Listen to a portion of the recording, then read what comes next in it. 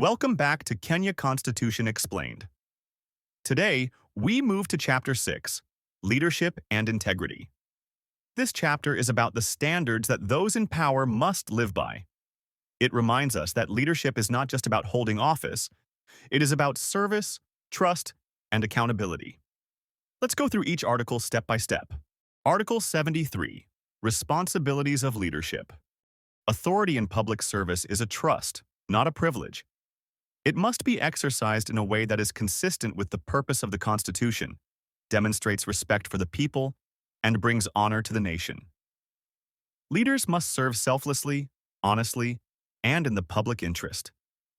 Key principles include objectivity, accountability, discipline, and commitment to good governance. Article 74, Oath of Office of State Officers. Before assuming office, every state officer must take an oath or affirmation of office. This oath is a promise to obey, respect, uphold, and defend the Constitution and to faithfully serve the people of Kenya. Article 75, Conduct of State Officers. State officers must behave, both in public and private, in a manner that avoids bringing disrepute to the office. They must not demean their office, misuse their position for personal gain, or compromise the integrity of the office. Even in private life, a leader is expected to maintain integrity. Article 76, Financial Probity of State Officers. Leaders must avoid financial conflicts of interest.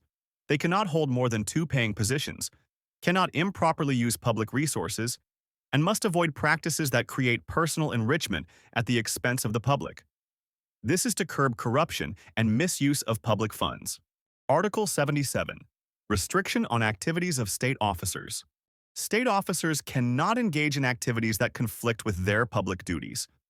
For example, they cannot run a business that creates a conflict of interest with their government role. They also cannot hold any other state office or employment while in their current role. After leaving office, certain restrictions continue to apply to prevent abuse of power. Article 78, Citizenship and Leadership. Only Kenyan citizens may hold state office. However, a citizen of Kenya who also holds dual citizenship can still serve, provided the other citizenship does not create loyalty conflicts. Article 79, Legislation to establish an Ethics and Anti-Corruption Commission. This article requires Parliament to set up an independent commission to oversee compliance with integrity standards.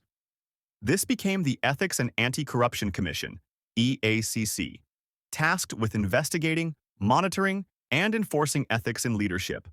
Article 80, Legislation on Leadership.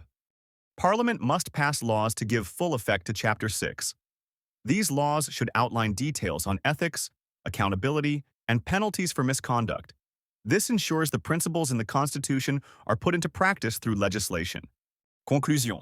So what does Chapter 6 tell us? It tells us that leadership in Kenya is not about privilege, it's about trust. Leaders must serve selflessly, avoid corruption, and uphold dignity in both public and private life.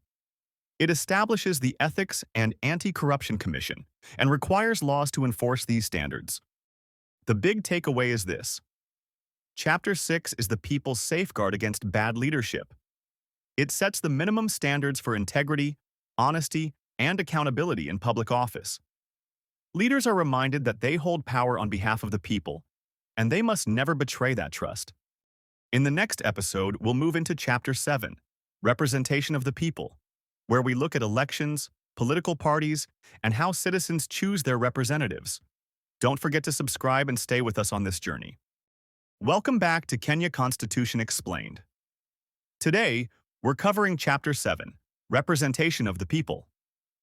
This chapter explains how elections should be conducted, the principles behind fair representation, and the role of political parties.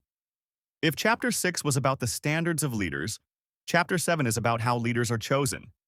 Let's go article by article. Article 81, Principles of the Electoral System. Kenya's electoral system must be free and fair, transparent, and administered by an independent body. It must ensure universal suffrage, meaning every adult citizen has the right to vote, and the system must respect the principle of one person, one vote, with each vote having equal value. It also emphasizes that elections should reflect gender balance, representation of persons with disabilities, and fairness in participation. Article 82, Legislation on Elections. Parliament must pass laws to regulate elections. These include laws on voter registration, the conduct of elections, nomination of candidates, and dispute resolution. This ensures elections have a clear legal framework. Article 83, Registration of Voters. Every citizen has the right to be registered as a voter if they meet the legal requirements, mainly being 18 years old and of sound mind. No citizen can be unfairly denied registration, though the law can set reasonable administrative requirements. Article 84, Candidates for election and political parties to comply with Code of Conduct. Anyone running for election must follow the Electoral Code of Conduct. This code promotes fair play, peaceful campaigning, and respect for opponents and voters. Article 85, Eligibility to stand as an independent candidate.